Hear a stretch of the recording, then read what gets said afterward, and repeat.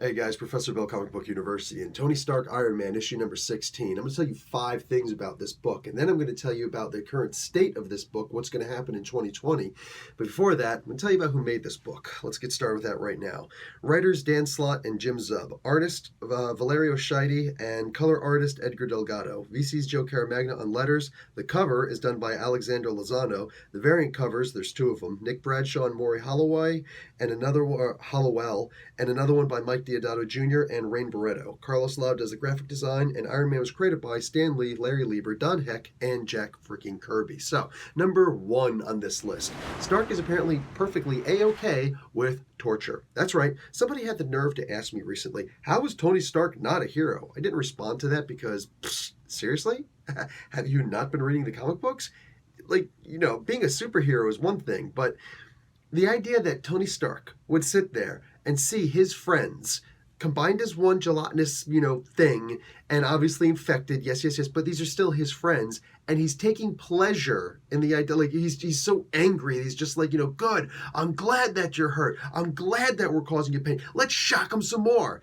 The idea that he would do that is not so far-fetched from a freaking Iron Man comic. I mean, come on. You know what I'm saying? Anyway, that's just who Iron Man is. He's never been a superhero as far as heroes are actually concerned. He's not like Captain America. He's not like this. He's not like that. You talk to all the best, including Bob Layton, who I interviewed personally, the best, what did he do? The Iron Wars. He did Demon in a Bottle. All the best Iron Man stories ever were Bob Layton. And he's like, Iron Man's not a hero. He's not a hero. He's the guy who, if he gets superpowers, something like that, he's like you and me, who's going to be very selfish in what he does. Everybody who's ever written Iron Man and done him right has said he's not a hero. So the question is, how is he a hero? Anyway, let's talk about number 2 on this list. Let's talk about the aha moment. Listen, man, the way that Tony Stark comes to his aha moment and realizes that Ultron's behind everything is so freaking paper thin that if I'm in the room with Stark, I'm pointing a finger at him. I'm accusing him. I'm like, dude, you're in on this. Don't lie to me. Don't lie to me. You were in on this. Because there's no way that A plus B equals C in this particular equation. You ain't going to conflagrate the freaking, equations with me. I know you were involved in this. Don't lie it. Don't deny it. Okay, let's move on. Number 3. The bar fight.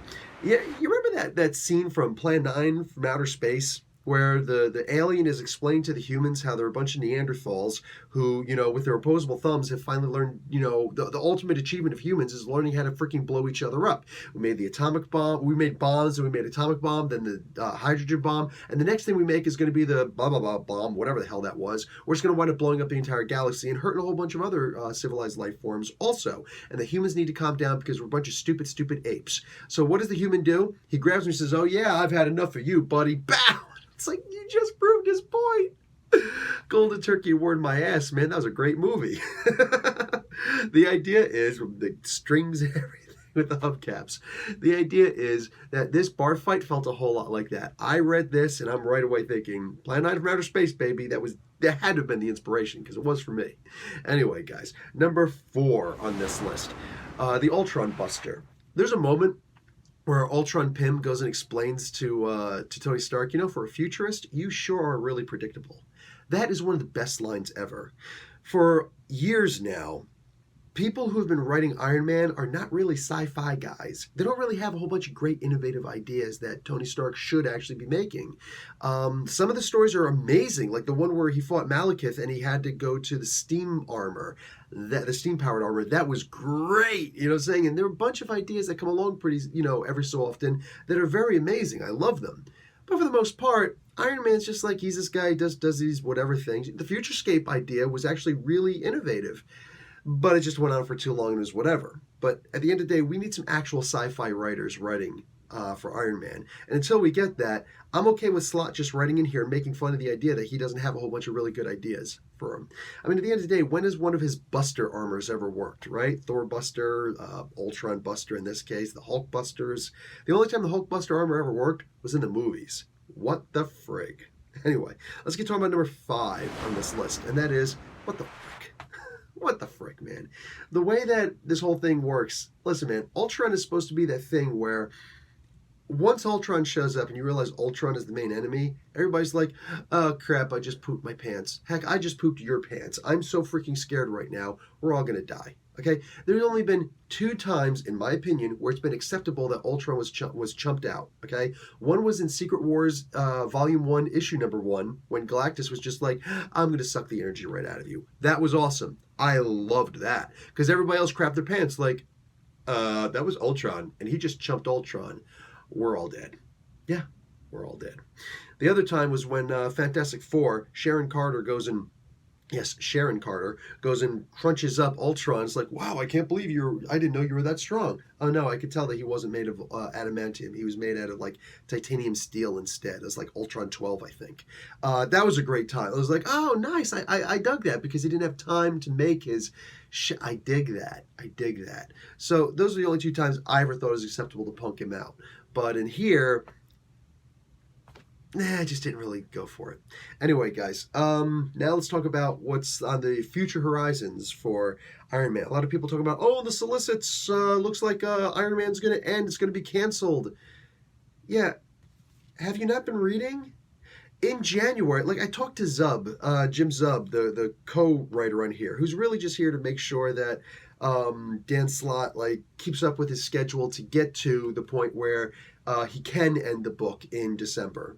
December should be the last issue of this story, and then Zub's going to be off the book. He's going to go back to his regular stuff that he's doing, and Dan Slott is going to be solo doing the Iron Man 2020 story starting in January.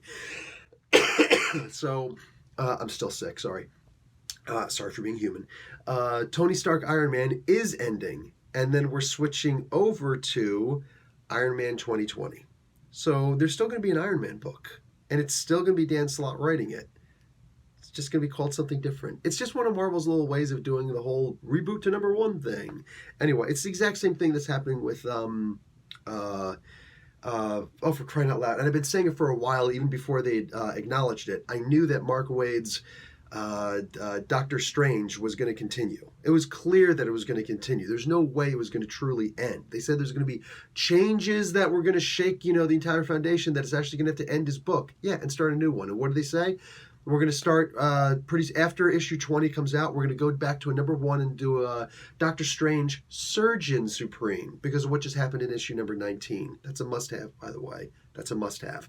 So, my peeps, the Iron Man book is not ending. This particular volume is ending, and we're immediately, the following month, going to a brand new volume, Iron Man 2020. So, it's cool.